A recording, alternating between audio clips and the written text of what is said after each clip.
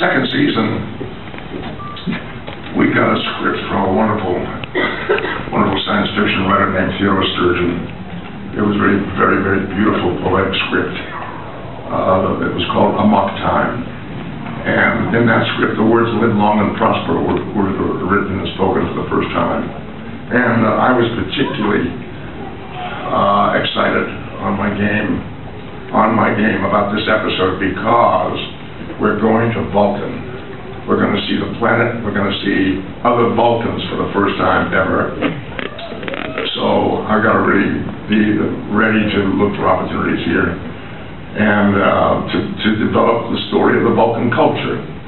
So we landed on the planet. Spock has to go home, as you recall, because he's in heat. It happens once every 7 years. And well worth waiting for. It's really quite an event. Anyway, so we land on the planet, and here comes this procession out from the city to greet us, and leading the procession is a lady being carried in a sedan chair. Wonderful actress playing this character called T'Pau. The actress is Celia Lovsky, a Viennese actress. Great dignity, great power in a very quiet way. And they set her down, and I'm supposed to come and say hello. She says, "Welcome home, Spock." And I don't remember what I said. "It's nice to be here," or whatever. I'm not sure what I said exactly. But I said to the director, I think we have to, let's take a minute here. We have to figure out what Vulcans do when they greet each other. He said, "What do you mean?" I said, "Well, humans shake hands, right? Asian people bow to each other. Military people salute each other. What do Vulcans do?" So he said, "Okay, what do you want to do?" So I reached back into my Jewish heritage. When I was a kid, about 8 or 9 years old, I went to the synagogue with my parents, with my family. And I'm sitting in the men's section with my grandfather, my father, and my brother, myself. And there comes a moment in the service where the congregation is blessed by these gentlemen who are known as Kohanim. They are members of the priestly tribe of the Hebrews. And they bless the congregation with a blessing that's in the Old and the New Testament. In English, it's "May the Lord bless you and keep you. May the Lord cause his countenance to shine upon you. May the Lord turn his graciousness unto you and grant you peace." So these guys get up there, and they're going to do this benediction. My dad says to me, "Don't look." I snuck a peek. And I see people got their eyes covered with their hands, got their prayer shawls over their heads. And here's these guys up there facing us, and they've got their prayer shawls over their heads. And they're screaming and shouting like a revival meeting. They're in ecstasy, and they're shouting this prayer in Hebrew. And as they're shouting this prayer and their hands are covered, you can imagine the scene. They got their hands out like this over the congregation, like that. And they're shouting this prayer. And I was mesmerized. Wow, this is very cool. Something's going on here. And I started working on being able to do that. I spent years, diligent practice and self-denial to learn how to do that. I could do it any place, right hand, left hand, anytime. I had no idea that it might come in handy someday. Wow. I later learned, I didn't know why they were doing it. I later learned this is the shape of a Hebrew letter. The letter is called Shin. It's the first letter in the word Shalom, which means peace in Hebrew. So it's an important letter in the Hebrew language. And many years after that, I learned the reason we cover our eyes and don't look is because the belief is that during that blessing, the Shekinah also starts with a Shin. The Shekinah, that's the name of the feminine aspect of God, comes into the sanctuary to bless the congregation. And she's a deity. You don't want to see the light that comes off of her because it could be very damaging to a human. So that's why you cover yourself, cover your eyes, to protect yourself. Anyway, I said to the director, "How about if Vulcans do this?" He said, "Okay."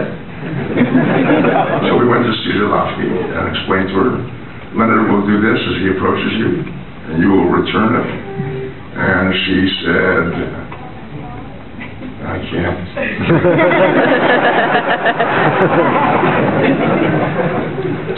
She had not spent the years of diligent practice. But we managed to get it figured out. She hid her right hand and held it in shape with her left hand. And when I raised my hand, she was ready. She raised hers, and that's how we got into the show.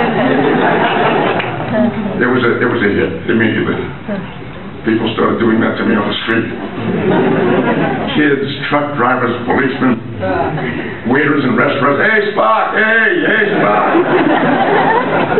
So it took hold, and it was very, very gratifying. This is a photograph of me demonstrating with a prayer shawl what it was that I saw as a kid. And this is the photograph that was taken that day on the set, the day we shot that episode. That's what that photograph is from. I signed some of these earlier this morning. It's still a very, very popular photograph. It's the first time that gesture was introduced into Star Trek. This is my son and I. He was visiting me on the set that day, and the makeup department took him in, unbeknownst to me, and they put ears on him. And he came up on the bridge. He's a great guy. He's teaching acting and directing in Los Angeles. His name is Adam, and he's a wonderful son. So we were off and running. We were doing the show, and shortly after the show went on the air, the fan mail became a problem. It started out with they brought me a little batch of mail. Said, "You got some fan letters." "Oh, terrific. Okay, I'll answer those." And I sat down and wrote thank you notes and signed photographs and sent them off in the mail. And a stack like that came and go, "Oh, well, okay, I'll do it during lunch while I'm having a sandwich. I'll do that." And then it was impossible. It came in sacks. I mean, seriously, big sacks of mail were coming regularly, and I couldn't take care of it myself. So I asked the studio if they would help me with the postage and the photographs that all were getting costly. I said, "Will you give me some help with this? Because after all, it supports the show too." So they said, "Okay." And then I got this letter from the management. They said, "Dear Leonard, for the past several weeks we've been consulted with respect to the operation in regard to your personally handling your fan mail. I have iterated myself many times with regard to the agreement that I made with respect to our obligations to you in this connection. For purposes of clarification, we would like to iterate the agreement that was made. In addition to your compensation, we agreed to pay you $100 toward your secretary and equipment needs for your personally handling the fan mail. That's $100 per episode. It is not intended, nor was it specifically agreed, that we would furnish you with pens, pencils, etc., which we assumed you would furnish yourself." So the next day I sent back, I think a memo like that calls for an answer. And I sent back a memo and I said, "Dear Ed, thank you very much for taking the time to send me your memo clarifying our agreement as regards to fan mail supplies, etc.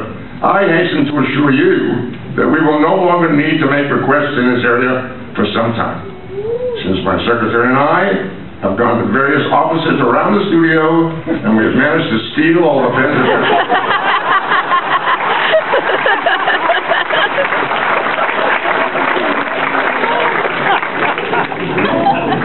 The third season was difficult.